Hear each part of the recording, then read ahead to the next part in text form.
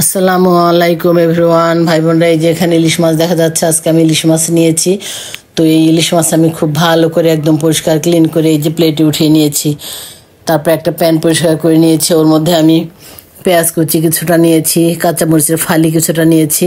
তারপর একে একে এর মধ্যে আমি সামান্য মশলা দেবো এর মধ্যে। তো এই যে আমি সামান্য সরিষার তেল দিয়ে নিলাম, একটু আমি হলুদ দিচ্ছি, লবণ আগেই দিয়ে দিয়েছি, এখন একটু জিরার গুঁড়ি দিব। তারপরে এগুলি আমি সুন্দর করে হাত দিয়ে একদম খুব ভালো করে একটু সময় নিয়ে একদম নরম করে মেখে ফেলবো। একদম মানে মাখাটা একটু মোলায়েম হবে। তারপরে এই মাছগুলি আমি ঢেলে দিব। এই যে মাছগুলি আমি ঢেলে দিলাম। তারপর আমি হাতে ধোয়া পানিটা, এই যে ইলিশ মাছগুলো বসিয়ে দিয়ে হাতটা ধুয়ে পানি দিয়ে দিব। পানি দেওয়া হয়ে গেলে মাছটা আমি চুলার উপরে বসিয়ে দিয়ে জালটা জ্বালিয়ে দিব। তো ভাই বোনরা, এইভাবে ইলিশ মাছটা রান্না করাতে একটা ট্রিক্স আছে এর মধ্যে। এই যেমন এই হাতে মাখা তেল ঝাল ইলিশ মাছটা এইভাবে খেতেও মজা লাগে।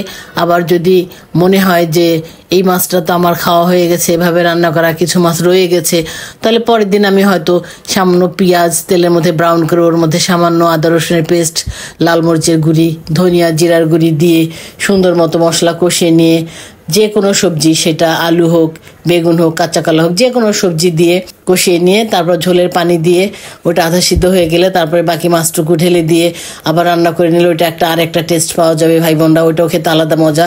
যার জন্য ভাই বোনরা আমি এইভাবে রান্না করি। এভাবেও সম্পূর্ণ শেষ করা যাবে, অথবা আলাদা সবজি দিয়েও আমি সুন্দর মতো আবার আরেকটা অন্যরকম টেস্ট করে রান্না করতে পারি। তো ভাই বোনরা, এটা আপনাদের সঙ্গে আমি শেয়ার করলাম। আপনাদের যদি ভালো লাগে আপনারা এভাবে রান্না করে খাবেন, আপনাদেরও খেতে অনেক ভালো লাগবে ভাই বোনরা। তো আমাকে সাবস্ক্রাইব এবং ফলো করে আমার পাশে থাকবেন। আল্লাহ হাফেজ।